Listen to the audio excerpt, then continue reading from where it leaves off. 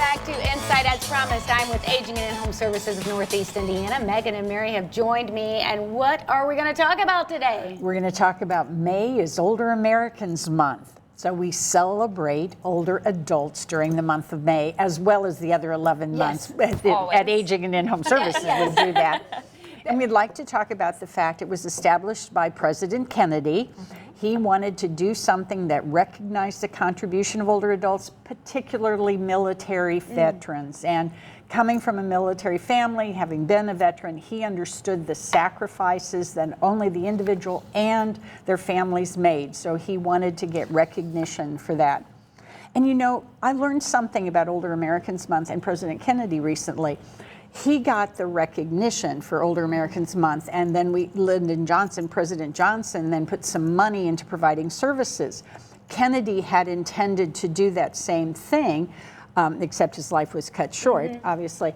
But his father had had a stroke, enormous medical bills, took the entire Irish Catholic family to take care of him during his recovery.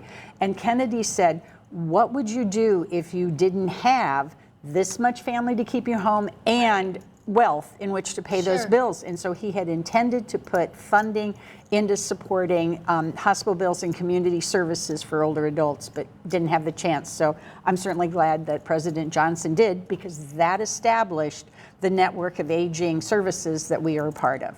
And that Older Americans Act was what, back in 65? 65. So the Older Americans Month that Kennedy started was kind of that pathway to Older Americans Act, which, like Mary said, Lyndon Johnson was a part of.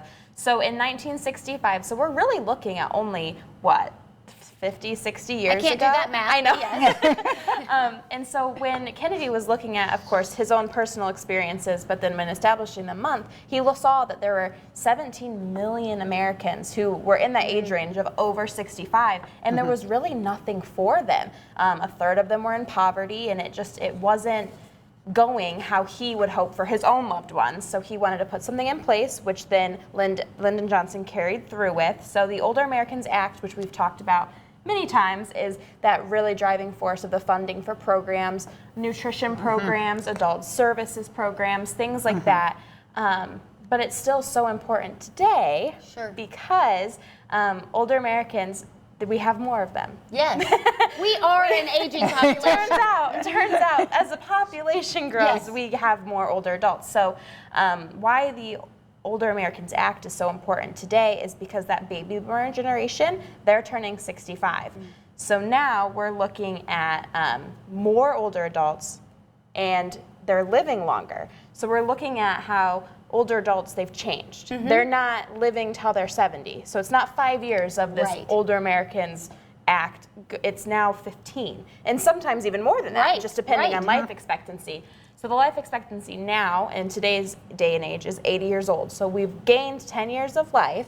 So that's 10 more years of services that now we need to find and fund. Yes, which is a good thing. Is a good thing. Right. But once again, we're living longer but sicker lives. Yes. So chronic conditions that would have been terminal in President Kennedy's day are no longer terminal. And particularly with military veterans, I think we talked about military caregivers and previously, that a family caregiver might provide services for an average of 5 years to their loved one.